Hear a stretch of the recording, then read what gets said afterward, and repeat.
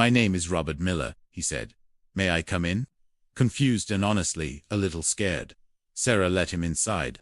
Emily stood nearby, protective and tense.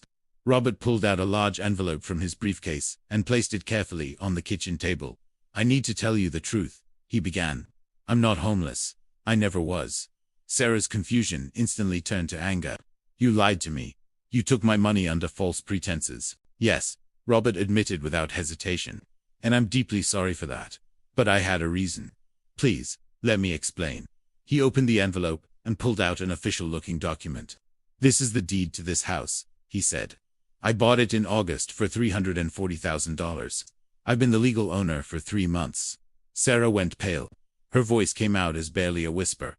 "You've single quotes, . You're my landlord." "I was," Robert corrected, "but not anymore." He slid the deed across the table toward her. "I'm 68 years old," Robert continued. "My wife passed away 2 years ago.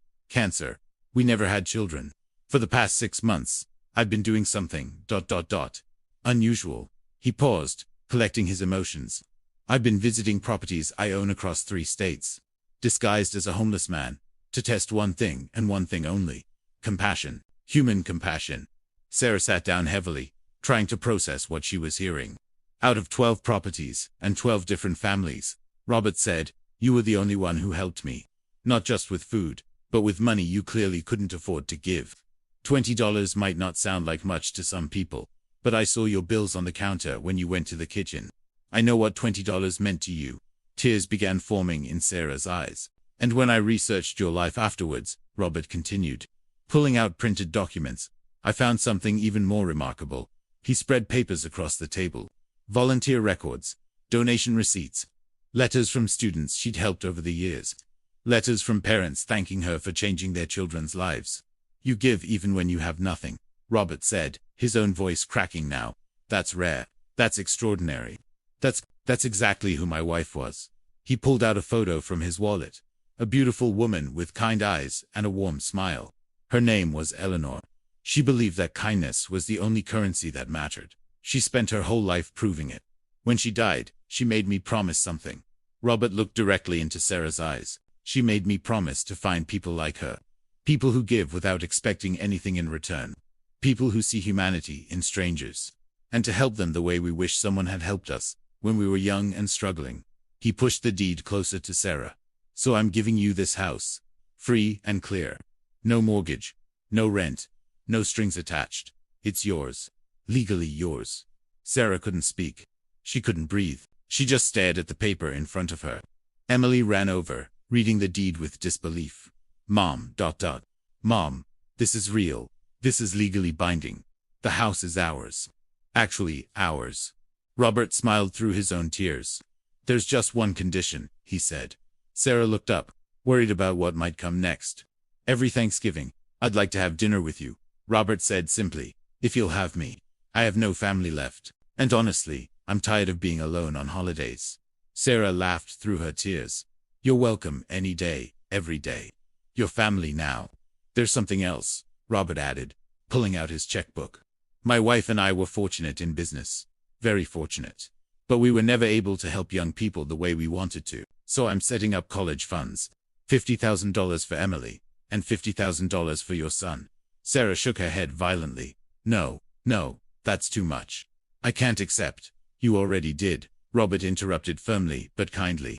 "You gave a complete stranger your last $20 on Thanksgiving night. This is simply the universe giving it back to you. Multiplied." 3 weeks later, on Christmas Eve, the Turner family had their first Christmas in their own house. Not a rental, not a temporary place. Their house. Robert joined them for dinner. And you know what? He kept joining them. Every holiday, every Sunday dinner, he became like a grandfather to Emily and her brother. The grandfather they'd never had. And every single Thanksgiving after that, they set an extra plate at the table. Not for a stranger anymore. For family. Sarah often thinks back to that cold November night. The night she almost closed the door. The night she almost listened to fear instead of her heart. The night she chose compassion over caution. And she's grateful every single day that she opened that door, you know. This story reminds me that kindness is never wasted. Never. Sarah didn't know who was at her door that night. She didn't know he was wealthy. She didn't know he owned her house. She didn't expect anything in return. Not one single thing. She just did what her heart told her was right. She saw a hungry human being, and she fed him. She saw someone cold, and she tried to help him find warmth. And sometimes the universe rewards that, in ways we never imagine, ways we could never predict. This Thanksgiving season, I want you to remember something important. You never know whose life you're changing with one small act of compassion. You never know who's watching. You never know what ripples your kindness creates in the world. That stranger at your door might become family. That $20 you give might return as $390,000. Not because you expect it. Not because you're keeping score. But because kindness creates ripples we can't always see. The homeless man on the corner. The struggling mother in the grocery store. The elderly neighbor who seems lonely. The person who looks different from you. Talks different from you. Believes different things than you. They're all testing grounds for our humanity. Every single day, we get chances to choose. Fear or compassion. Judgment or kindness. Closing the door or opening it wide.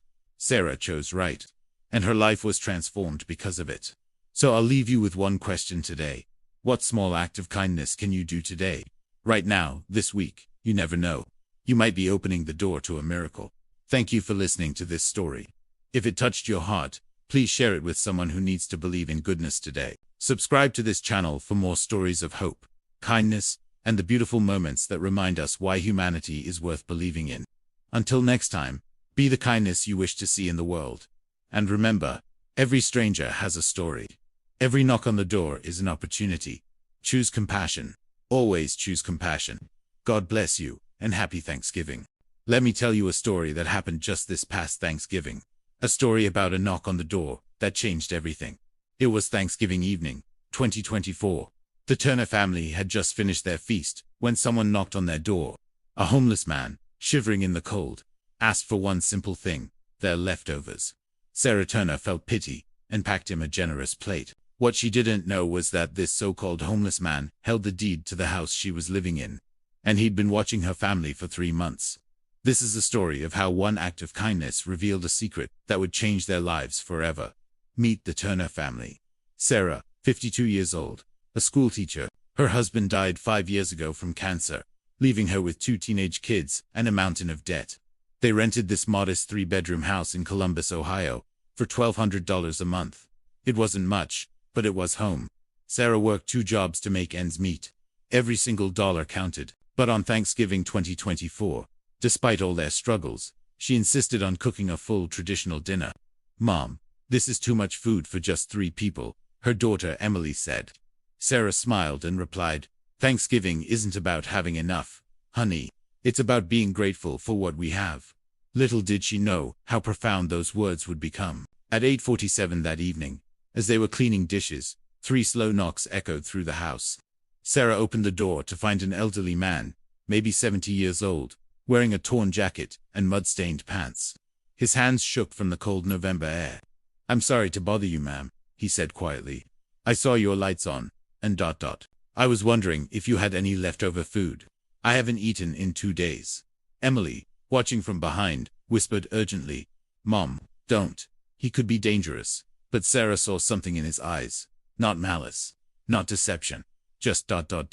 exhaustion. Just hunger. Just humanity. "Wait here," she told him. She went to the kitchen and packed a full plate. Turkey, mashed potatoes, stuffing, cranberry sauce, green beans, and 2 generous slices of pumpkin pie. When she returned to the door, she also handed him a $20 bill. "There's a motel 3 blocks down," she said gently. "Get yourself a warm room tonight." The man stared at the money, then at her face. His eyes welled up with tears. "Why?" he whispered. "Why would you do this?" Sarah answered simply, "Because it's Thanksgiving, and everyone deserves kindness." The man took the food and money, nodded slowly, and disappeared into the night. Sarah forgot about the homeless man after that. She had bigger problems to worry about. 3 days later, a letter arrived in the mail. She opened it with trembling hands. Eviction notice. Rent increased to $1,800 per month. Effective January 1st, 2025. Sarah's heart sank. There was absolutely no way she could afford that. "Mom, what are we going to do?" Emily asked, tears streaming down her face. "I don't know, baby," Sarah admitted. "I honestly don't know." What Sarah didn't know What she couldn't have known was that for the past 3 months, someone had been watching her house very carefully. You see, the property management company, Miller and Associates, had sold the house to a new owner back in August, but the owner never revealed his identity.